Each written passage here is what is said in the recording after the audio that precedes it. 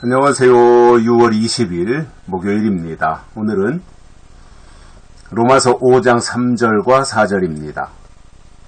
다만 이뿐 아니라 우리가 환난 중에도 즐거워하나니 이는 환난은 인내를, 인내는 연단을, 연단은 소망을 이루는 줄 알미로다. 아멘.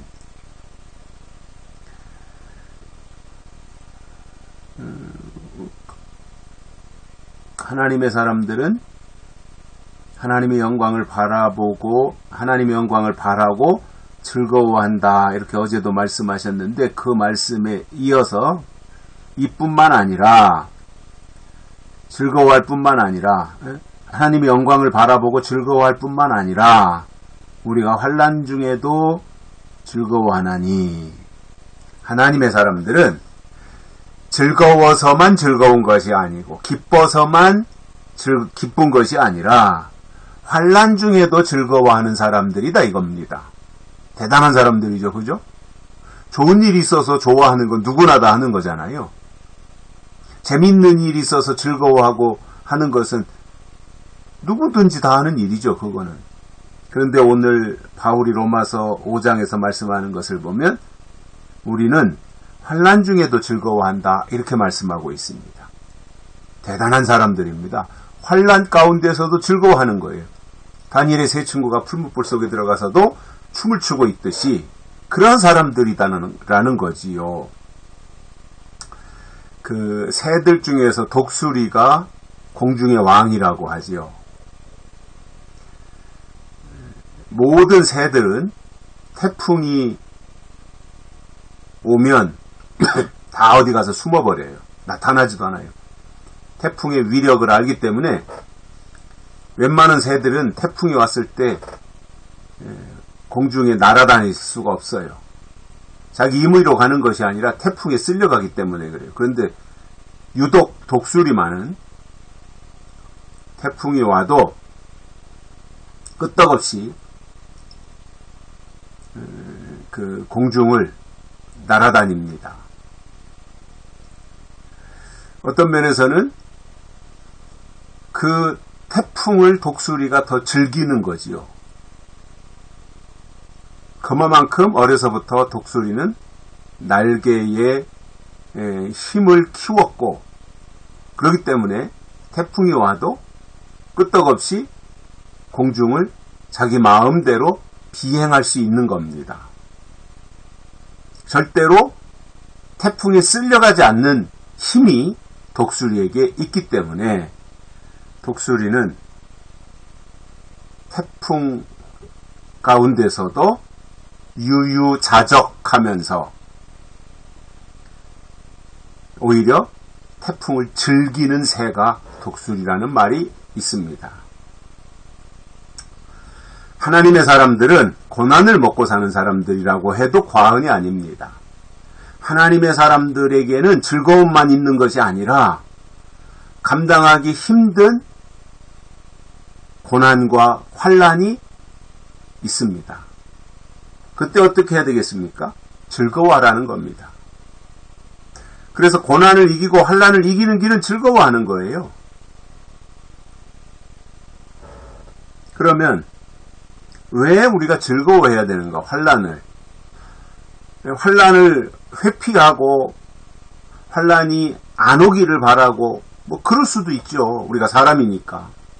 그런데 어쩔 수 없이 하나님이 예비하신 고난, 하나님이 보내신 환난, 욥에게 보내셨듯이 그러한 것이 올 수 있지 않습니까? 나를 시험하기 위해서, 하나님이 테스트하기 위해서 보내실 수도 있고 내 분량이, 내 그릇이 얼마나 커졌는지 그걸 확인하기 위해서 보내실 수도 있어요. 결국 그 사람을 측정하는 방법은 환난이에요. 환난.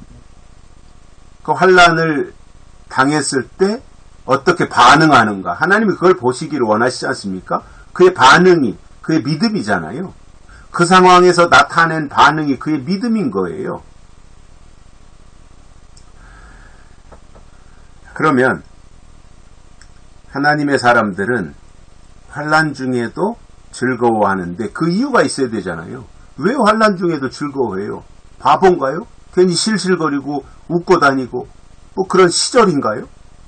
그게 아니라 하나님의 사람들은 즐거운 일이 있을 때 즐거워하는 것이고 웃을 일이 있을 때 마음껏 호탕하게 당연히 웃지만 그러나 예기치 않은 하나님이 예비하신 환난을 만났을 때도 변함없이 즐거워하는데 그 이유가 뭐냐면 환난은 인내를, 인내는 연단을, 연단은 소망을 이루는 줄 알기 때문이다.